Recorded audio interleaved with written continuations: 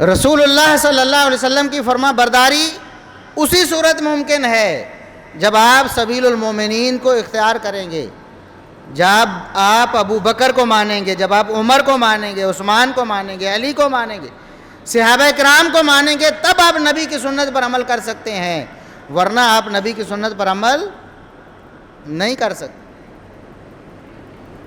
نبی کے فرامین کو آپ جھٹلائیں گے جب آپ سبیل المومنین کو چھوڑ دیں۔ کتنا واضح فرمان ہے محمد الرسول اللہ صلی اللہ علیہ وسلم کا۔ غزوہ خیبر کے موقع پر آپ صلی اللہ علیہ وسلم نے دو چیزوں کو ہمیشہ کے لیے حرام قرار دے دیا۔ ایک گھریلو گدھے کے گوشت کو حرام قرار دیا، دوسرا متع کو حرام قرار دیا۔ وقتی نکاح، مال دولت کے عوض، کسی فائدے کے عوض وقتی طور پر کیے جانے والے نکاح کو محمد الرسول اللہ صلی اللہ علیہ وسلم نے تا ابد حرام قرار دے دیا۔ عبداللہ ابن عباس رضی اللہ عنہما انہوں نے سمجھا کہ شاید یہ جو ممانت ہے یہ عارضی ہے، آپ صلی اللہ علیہ وسلم نے کسی خاص موقع پر، غزوہ خیبر کے موقع پر، ان خاص دنوں میں شاید اس کو منع کیا ہو، اس طرح کا خیال ان کے ذہن میں آیا۔ سبیل المومنین کیا ہے؟ علی المرتضیٰ رضی اللہ عنہ اٹھے، فرمایا عبداللہ بن عباس تمہیں کیا ہو گیا ہے؟ تم نے وہ فرمان رسول اللہ صلی اللہ علیہ وسلم سے نہیں سنا؟ میں وہاں موجود تھا غزوہ خیبر کے موقع پر۔ عبداللہ بن عباس آپ کو پتہ ہوگا کہ چھوٹے تھے، عبداللہ بن عباس صغار صحابہ میں شمار ہوتے تھے، یعنی رسول اللہ صلی اللہ علیہ وسلم کے عہد مبارک میں ان کی عمر تھوڑی تھی۔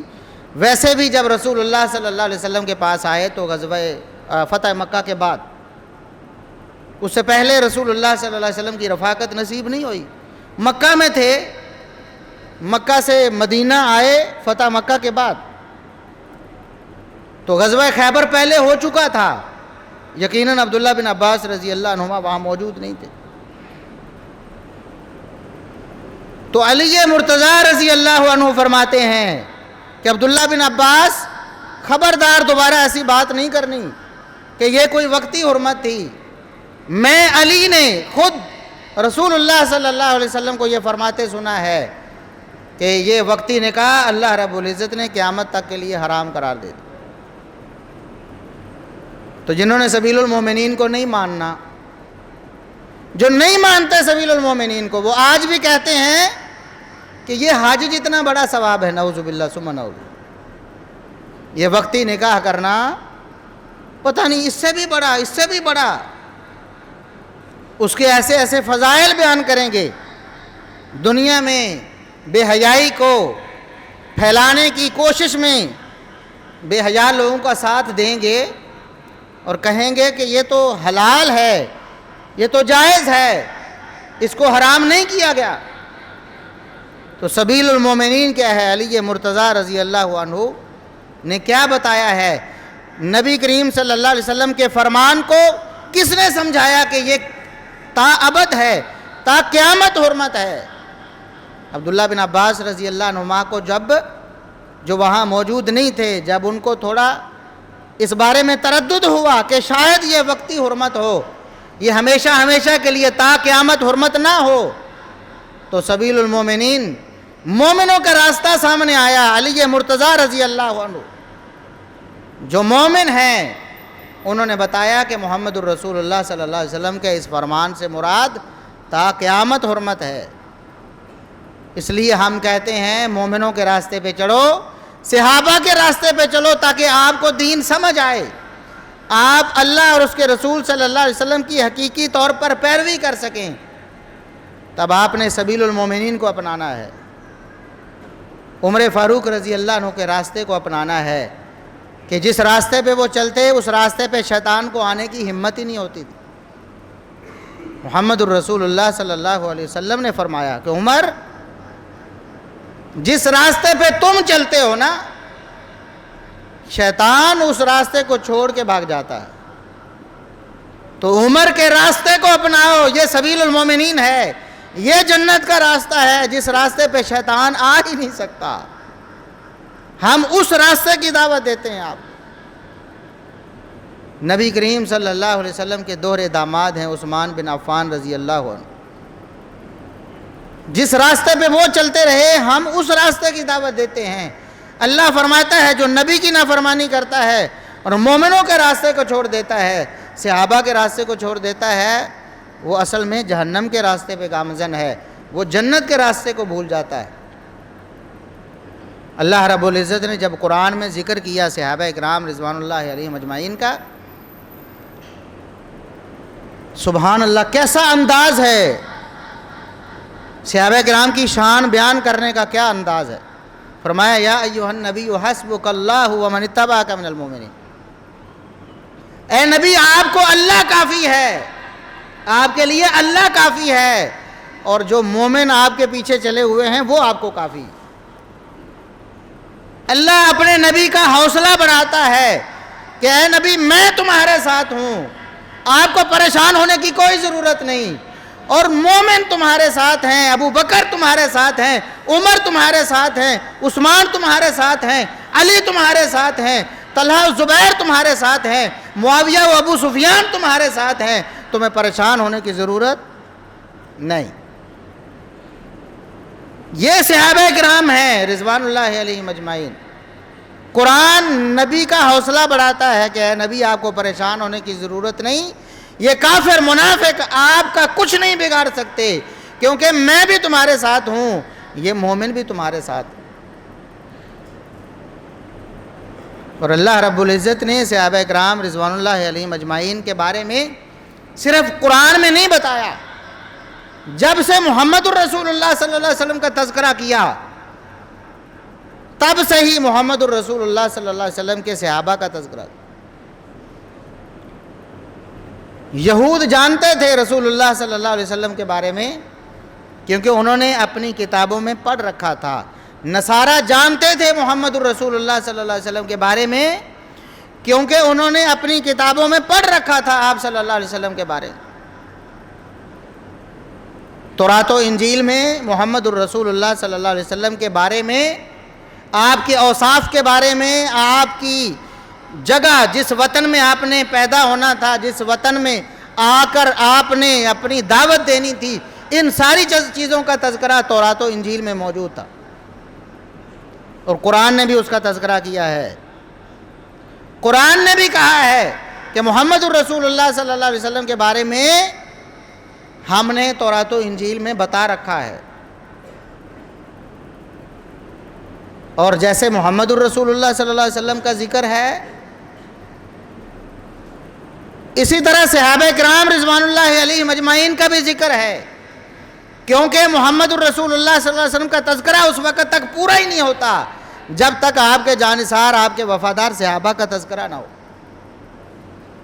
اور دنیا میں کوئی استاد ایسا دکھاؤ، کوئی معلم ایسا دکھاؤ، کوئی لے کے آؤ کہ جس کی حیات، جس کی خدمات اور جس کے کارہائے نمایاں پر کتابیں لکھی گئی ہوں، تذکرے کیے گئے ہوں، اور اس کے شاگردوں کا تذکرہ نہ ملتا ہو۔ بھئی ایک کامیاب استاد ہے، آپ کہتے ہیں فلاں کامیاب استاد ہے، ہم نے اس کی زندگی پہ کتاب لکھی ہے، بتاؤ اس کے کامیاب شاگردوں کا تذکرہ کیے بغیر آپ اس کی زندگی، اس کے حالات کو بیان کر سکتے ہیں؟ ہمیشہ ایسے ہوتا ہے، لکھا جاتا ہے، بتایا جاتا ہے ایک بہت کامیاب استاد تھا، اس کے فلاں فلاں فلاں فلاں کامیاب شاگرد ہیں، اتنے شاگرد ہیں اس کے۔ امام بخاری رحمۃ اللہ علیہ کا تذکرہ کیا جاتا ہے، ان کے اساتذہ کا تذکرہ بھی کیا جاتا ہے، ان کے شاگردوں کا تذکرہ بھی کیا جاتا ہے، بتایا جاتا ہے کہ کتنے کامیاب محدث، کتنے کامیاب استاد، کتنے کامیاب معلم تھے کہ امام مسلم بن حجاج جیسا شاگرد پیدا کیا، کتنے کامیاب استاد تھے، امام ابو حاتم، امام ابو زرع جیسا شاگرد پیدا کیا. کتنے کامیاب استاد تھے، امام ترمذی جیسا شاگرد پیدا کیا. کتنے کامیاب استاد تھے کہ فلاں فلاں فلاں فلاں شاگرد ان کے حصے میں آئے اور انہوں نے ایسی ایسی خدمات سر انجام دیں، پوری دنیا کو علم حدیث سے بھر دیا. لیکن محمد الرسول اللہ صلی اللہ علیہ وسلم کا تذکرہ ہو، کیسے ہو سکتا ہے کہ آپ کی حیات، آپ کی سیرت کا تذکرہ آپ کے کامیاب شاگردوں کے تذکرے کے بغیر مکمل ہو جائے؟ اس لیے اللہ رب العزت نے جب محمد الرسول اللہ صلی اللہ علیہ وسلم کا ذکر کیا تو آپ صلی اللہ علیہ وسلم کے صحابہ کا تذکرہ کیا. سورۃ الفتح اٹھا کے دیکھیں، اللہ رب العزت نے فرمایا نبی کے جو ساتھی ہیں ان کے اوصاف یہ ہیں: محمد الرسول اللہ والذین معہ اشداء علی الکفار رحماء بینہم تراہم رکعا سجدا. اللہ رب العزت نے ان کے معاملات کا ذکر بھی کیا، صحابہ کے مزاج کا تذکرہ بھی کیا، صحابہ کی نرم مزاجی کا تذکرہ بھی کیا، ان کی سخت مزاجی کا، اللہ کے دشمنوں کے خلاف ان کے سخت ہونے کا تذکرہ بھی کیا. اللہ رب العزت نے ان کے رکوع بھی بتائے، اللہ نے ان کے سجدے بھی بتائے، اللہ رب العزت نے ان کی پیشانیوں کا تذکرہ بھی کیا. اللہ رب العزت نے صحابہ کے یہ اوصاف صرف قرآن میں نہیں بتائے بلکہ تورات اور انجیل میں بھی ذکر کیے. پھر اللہ رب العزت نے فرمایا کزرع اخرج شطأہ.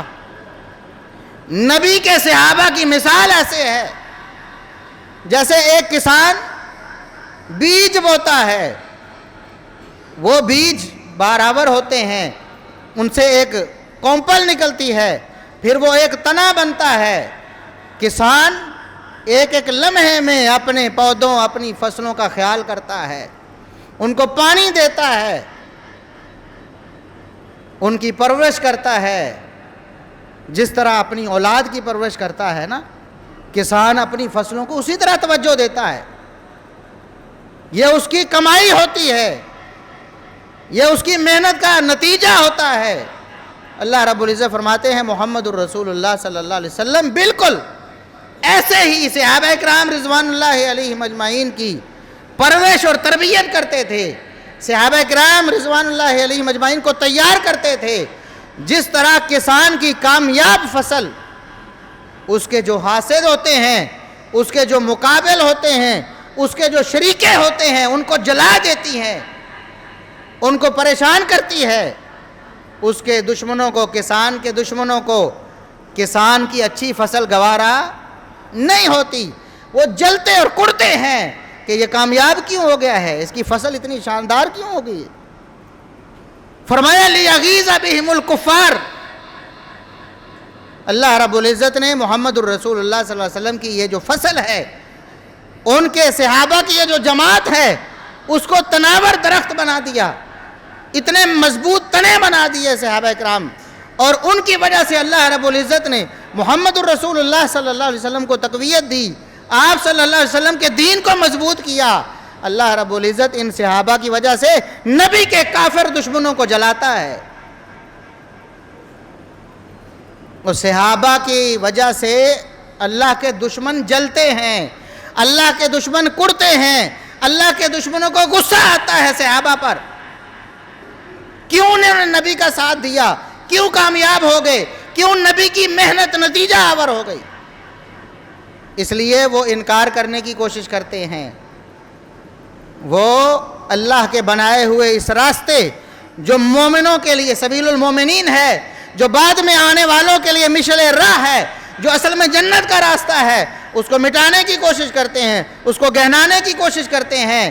صحابہ کرام رضوان اللہ علیہم اجمعین کے بارے میں لوگوں کے ذہنوں میں منفی تاثر پیدا کرنے کی کوشش کرتے ہیں. جھوٹ بول بول کر، داستانیں گھڑ گھڑ کر اتنے جھوٹ بولتے ہیں، اتنی رنگ آمیزی کرتے ہیں.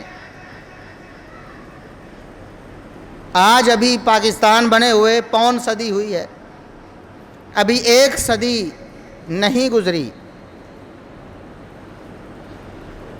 آج عالم دیکھیں کہ یہ تاریخ بھی ہماری محفوظ نہیں رہی. ایسے ایسے جھوٹ درائے ہیں.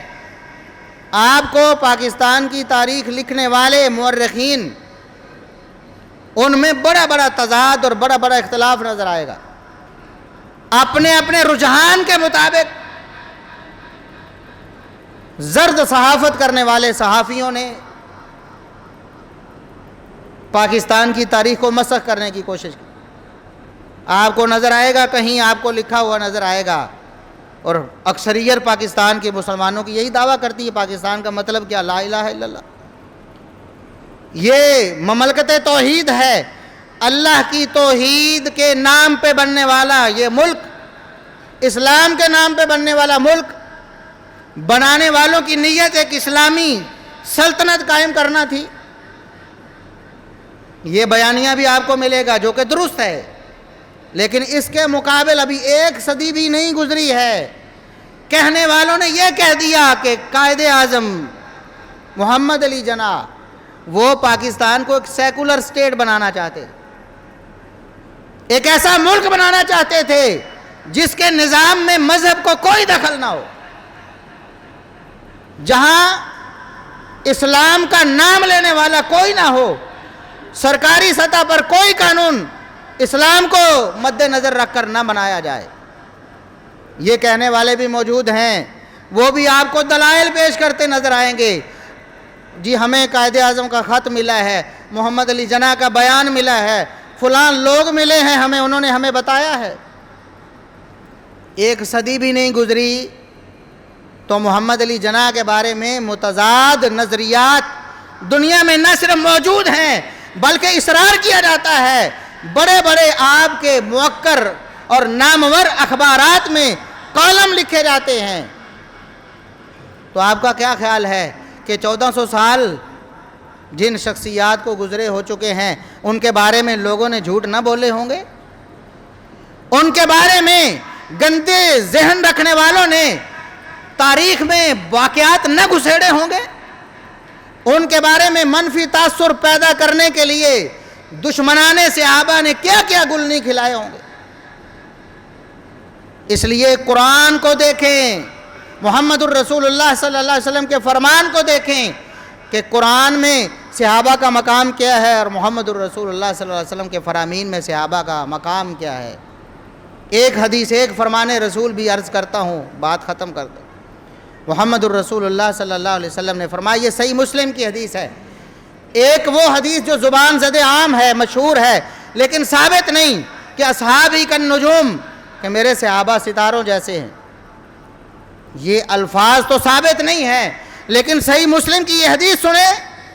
محمد الرسول اللہ صلی اللہ علیہ وسلم فرماتے ہیں کہ اللہ رب العزت نے آسمان پہ ستارے بنائے ہیں, آسمان پر ستارے بنائے ہیں. وہ ستارے آسمان کی حفاظت کے ضامن ہیں. جب تک ستارے ہیں آسمان کو کچھ ہونے والا نہیں, اور جب ستارے جھڑ جائیں گے, ستارے بکھر جائیں گے, تو پھر آسمان بھی ٹوٹ جائے گا, پھر آسمان قائم رہ سکے گا نہیں. فرمایا اللہ رب العزت نے مجھ محمد الرسول اللہ کو دنیا والوں کے لیے حفاظت کا سبب بنایا ہے. جب میں چلا جاؤں گا پھر مشکلات اور مصیبتیں آئیں گی, اور میرے بعد میرے صحابہ کو اللہ رب العزت نے دنیا والوں کے لیے ہدایت اور رہنمائی کا سبب بنایا ہے. جب تک میرے صحابہ موجود رہیں گے کوئی گمراہی پنپ نہیں سکے گی. فرمایا میرے صحابہ دنیا والوں کے لیے اسی طرح ان کی حفاظت, ان کے عقیدے, ان کے ایمان کی حفاظت کا سبب ہے, ضمانت ہے, جس طرح آسمان کے ستارے آسمان کی حفاظت کی ضمانت ہے. جب میرے صحابہ دنیا سے چلے جائیں گے پھر دنیا میں وہ گمراہیاں آئیں گی جو اللہ نے لکھی ہوئی ہیں, دنیا میں آنی ہیں. میرے صحابہ ان گمراہیوں کے سامنے آڑ ہیں, رکاوٹ ہیں, بالکل ستاروں کی طرح. جس طرح ستارے آسمان کی حفاظت کے ضامن ہیں, میرے صحابہ دنیا والوں کی ان کے عقیدے اور ایمان کی حفاظت کے ضامن ہیں. اس لیے جھوٹے قصے کہانیوں پر اپنے کان نہ دھریں. خصوصاً اس مہینے میں بہت کچھ جھوٹ بولا جاتا ہے صحابہ کرام کے حوالے سے. اللہ رب العزت ہمیں کتاب و سنت پر عمل کرنے اور اسی کے مطابق عقیدہ بنانے کی توفیق عطا فرمائے۔ وآخر دعوانا الحمدللہ رب العالمین۔